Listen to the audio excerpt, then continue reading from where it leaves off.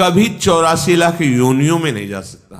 हमारी प्रार्थना मान लीजिए 24 घंटे होते हैं, आप एक घड़ी 24 मिनट हमें प्रभु को दें। आप 1 महीने सत्संग सुन रहे, आपका मन विषयों का त्याग करता चला जा रहा है, प्रभाव पड़ रहा है। ये विश्वसनीय नहीं है, बात समझ लेना। जहां कुसंग हुआ तहां ऐसे करेगा हाथी का स्नान जैसा। अरे बहुत, एक बार गिरे गया, वो वहीं ले जाएगा। पूरे जीवन सतमार्ग का सावधानी पूर्वक अनुसरण, तब जाके द्वंद्वातीत स्थिति आती है, माया पर विजय प्राप्त करता है। ये जो क्षोभ होता है, किसी भी कोई बोल दिया,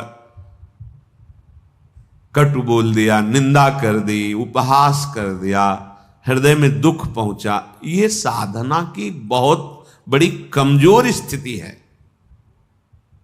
एक बार एक महापुरुष गंगा के उनके पास, तो उन्होंने कहा कि भेष रंगा के, सीधे साधे गांव की भाषा, भेष रंगा के व्यवस्था की चक्कर में अगर पड़ेगा साधु, बुजुर्ग महापुरुष थे, तो फिर साधुता ही क्या हुई। जब हमारा कोई अपमान करे, कोई गाली दे, कोई निंदा करे, हमारे हृदय में उसका फर्क ना पड़े। जैसे हम नाटक में देखते हैं, तो देख रहे हैं लेकिन पता है झूठा है, असत्य है। ऐसे ही ये नहीं कि भान नहीं हो रहा, भान हो रहा है कि गाली दे रहा है, ये अपमान, पर उसका अस्तित्व तो नहीं है, वो असत्य वार्ता है, उसकी कोई सत्ता नहीं। जिसकी सत्ता नहीं, उसको जब हम सत्ता देते हैं तो हमारा हृदय दुखी हो जाता है। कह रहे क्षुभितात्मा समस्त निरपेक्षा, इसलिए इन समस्त द्वंद्वों से निरपेक्ष होना है। कैसे? बोले इसी मृत्यु लोक में बहुत सुंदर करुणा करके प्रभु ने उपाय रखा है। क्या? वृंदावन भूमि, वृंदावन भूमि में आओ, दर्शन करो। यहां बहुत सामर्थ्य है हृदय के परिवर्तन करने की, अलौकिक दिव्यता है। राधा नागर माराधे कदा मुदिता, किशोरी और किशोर जी की आराधना में तुम ऐसे आनंद को प्राप्त होगे कि ये कोई भी मान अपमान, दुख सुख, जन्म मृत्यु, ये तुम्हें व्यापेंगे नहीं। आओ वृंदावन का आश्रय लो, वृंदावन के रसिकों का संग करो, तो राधा नागर की आराधना बनने लगेगी। कैसे? शरीरम श्री वृंदावन भुवि सदा स्थापय, मनः सदा पार्श्वे वृंदावन रसिकयोर न्यस्य भजने, वचस्तत्केलीना मनवरत गाने रमयत, कथा पीयूषादौ श्रवण युगलम प्रीति विकलम। शरीर को सदा सत्संग में रखो। अगर हमारा शरीर सत्संग में रहेगा तो मन प्रेम रस में भीनने के लायक बन जाएगा। तन ही राख सत्संग में, मन ही प्रेम रस भेयो। सुख चाहत हरिवंश हित, तो कृष्ण कल्प तरु सेयो। प्रायः सिद्धांत को थोड़ा ऐसे घुमा के कहा जाता है कि तन को संसार में मत रखो, तन के द्वारा नाना प्रकार के कर्म करो, और मन रखो प्रभु में। यह सिद्ध पुरुष का लक्षण है, साधक का नहीं। यह सिद्ध पुरुष का लक्षण, जिसका मन भगवदाकार है, तो विषय प्रपंच संसार के कार्य करता हुआ भी वो ज्यों जल में कमल का फूल रहे, निरपेक्ष रहता है। पर साधक, नवीन मार्ग का पथिक, सत्संग की आवश्यकता है। सत्संग, सत्संग क्या है? नाम सत, रूप सत, धाम सत, लीला सत, उनके प्रेमी जनों के वचन सत, इस पे हैं आप, तो सत्संग में हैं आप। धाम का चिंतन चल रहा है, प्रभु के नाम का जप चल रहा है, रूप का ध्यान चल रहा है, लीला गुण का कथन श्रवण कर रहे हो। कथा पीयूषादौ श्रवण युगलम, अपने दोनों कानों से युगल चंद श्यामा श्याम की कथा, गुण लीला चरित्र, इनका हम पान कर रहे हैं। ये देह वृंदावन रज से युक्त है, वृंदावन का आश्रय है, तो स्थापय मना सदा पार्श्वे, हमारा मन सदैव प्रियालाल के पार्श्व में समीप में विराजमान रहेगा। मन ही प्रेम रस भयो। देखो, साधक की ऐसी स्थिति नहीं होती कि वो विषय सानिध्य में मन को प्रभु में रख सके। ये विषय का स्वभाव होता प्रमथनशील, व्याकुल करके, उन्माद पैदा करके मन और इंद्रियों को अधीन करता है। विषय पहले, फिर जब मन ही अधीन हुआ तभी तो क्रिया में उतरा। लेकिन सिद्ध पुरुष की ऐसी स्थिति नहीं होती।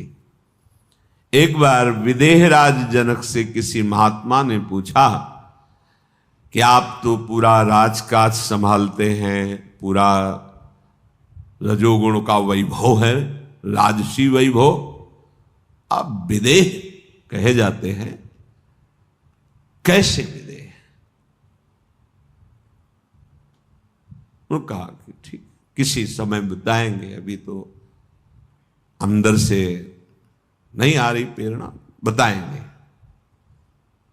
क्या जनक जी उसी समय नहीं बता सकते? बता सकते थे, पर जब उससे प्रमाण के सहित तब पता चलता है। जाओ, आज प्रसाद पाकर शयन करो, प्रेरणा होगी हम बता देंगे। शयन कक्ष में बड़ी सुंदर राजा की सैया जैसे महात्मा को शयन कराया।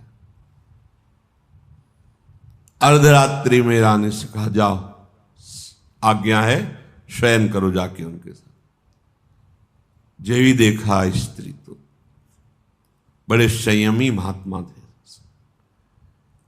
वो जितना इधर शकीलते और नजदीक, दीवाल की तरफ मुंह करके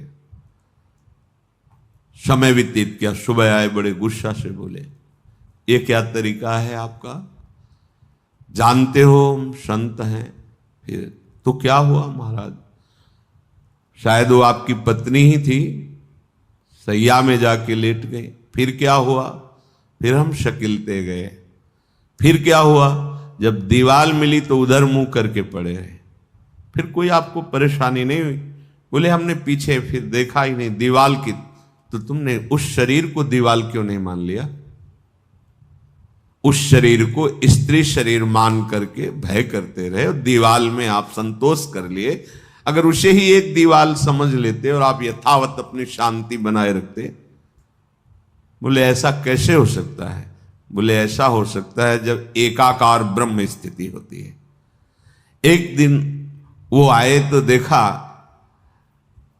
संतों के लिए वहां कोई रोक टोक नहीं थी। जनक जी अपने निज महल में शयन कर रहे थे, उन्मनी अवस्था थी। एक हाथ स्त्री के वक्षा स्थल पर और एक पैर हिलक गया था, तो नीचे सर्दी का समय था, अंगीठी उसके ताप में वो जल रहा था। दौड़ के गए, चरण हटाया, कहा, महाराज वास्तविक उनको होश नहीं था। ना स्त्री के वक्षा स्थल के स्पर्श का सुख था और ना अग्नि के ताप का भान था। ब्रह्माकार वृत्ति। ये सिद्ध पुरुषों का सहज स्वाभाविक स्थिति होती, मन का प्रभाव होता है कि वो अपने आराध्य में अब वो विषयान ग्रहणंतु मुंचंतु वा, वो तुम्हें दिखाई दे रहे हैं विषय सेवन करते हुए या प्रपंची लोगों के बीच में, उनकी एक रस स्थिति रहती है। पर साधक को, उपासक को मन को प्रभु में स्थापित करना है, क्योंकि वो विषयों में, तो इससे सावधान होकर सत्संग करना है। केवल वार्ता ही सत्संग नहीं कहलाती, इसका मनन करके आचरण में उतारना। सत हरि नाम है, सत हरि धाम है, सत हरि रूप है, सत हरि लीला है, सत हरिभजन करने वाले भगवत प्रेमी महात्मा जन हैं, इनका चिंतन सतत रहना, ये सत्संग है। तो सतत तभी रह सकता है जब तन ही राख सत्संग में, तन को अधिक से अधिक सत्संग में रखा जाए। ऐसे मित्र हों, ऐसे कुसंगी भोग हों, ऐसे कुसंगी दृश्य हों, कुसंगी वार्ता हो, फिर आप सोचो हम मन प्रभु में लगा ले तो समझ में ही नहीं आएगी ये बात। इसीलिए कह रहे शरीरम श्री वृंदावन भुवि सदा स्थापे तो मनः सदा पार्श्वे वृंदावन रसिकयोर न्यस्य भजने। जो रसिक महापुरुष युगल सरकार के भजन रस में डूबे हुए हैं, मन उस रस में पहुंचने लगेगा। जब आप रसिकों का संग करोगे, वृंदावन की रज लगाओगे, वचस तत्केली नाम नवरत गाने रमय तत्, वाणी का नियम बना लो कि हम अपनी जबान से किसी की निंदा नहीं करेंगे, प्रपंच की वार्ता नहीं करेंगे, आवश्यक बात बोल करके फिर नाम जप करेंगे या वाणी।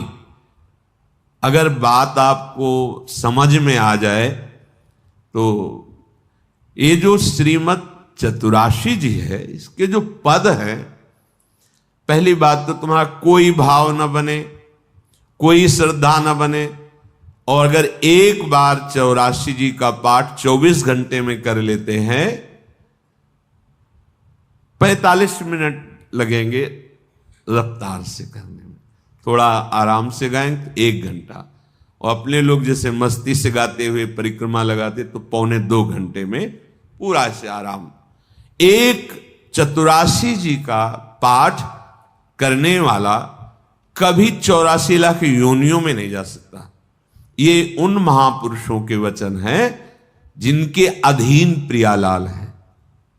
छुट्टी 84 भ्रमंते निर्खय जुगल किशोर। कम से कम 84 लाख योनियों के दुख से तो आप मुक्त होना चाहते, नहीं प्रिया प्रीतम को देखना चाहते, नहीं सेवा चाहते, तो दुख से तो निकलना चाहते। वाणी जी अमोघ है, गुरु कृपा से ही बात समझ में आती है।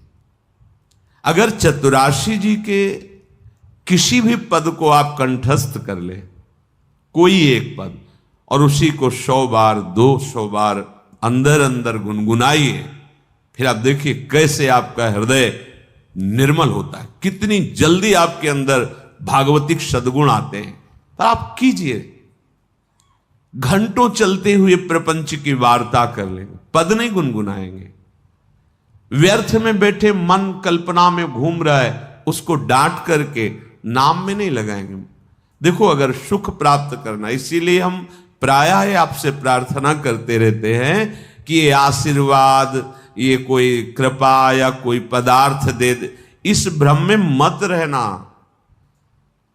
ऐसे ऐसे महापुरुषों के दर्शन हुए हैं जो गुरु कृपा से, इष्ट कृपा से ही केवल उनका दर्शन हो सकता। दिगंबर, शरीर की शुद्ध नहीं, खान पान की, जहां पैर नहीं रख सकते हो ऐसी तपती हुई बालू, उसमें दिगंबर पड़े हैं ब्रह्मानंद में मगन। आप जब तक अपने आप को सतमार्ग में नहीं लाएंगे, भजन में नहीं लाएंगे, असत मार्ग को त्यागेंगे, कोई सुखी नहीं कर सकता, कोई सुखी नहीं कर सकता। ये बात अंदर बैठा लो। कौन काहू के सुख दुख कर दाता, निज कृत कर्म भोग सुन भ्राता। इसलिए शरीरम श्री वृंदावन भुवि सदा स्थापे, मनः सदा पार्श्वे वृंदावन रसिकयोर न्यस्य भजने। आहा, जो युगल सरकार के भजन में रसिक जन डूबे हुए हैं, मन उनकी आज्ञा में दे दीजिए। अर्थात जैसा वो उपदेश करते हैं वैसे ही मन को चलाइए, तो न्यस्य भजने, वो भजन में समर्पित हो जाएगा। वचस तत् केली नाम नवरत गाने रमय तत्। वाणी से उनकी केली रस का गान, बड़ा सुख मिलता है श्यामा श्याम को। सबसे बड़ा सुख मिलता है जब उनकी लीला का गायन करके सुनाते हो।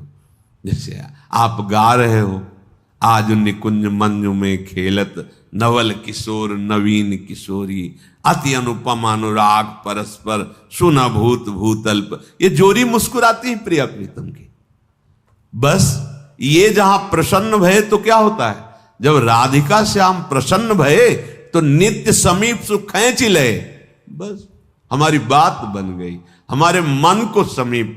तो किशोरी मात मानम किमिश कुमारी नुकले, श्री लाडली जी के समीप उनकी सेवा की भावना और भाव देह दोनों प्राप्त हो जाता है। जब लाडली जी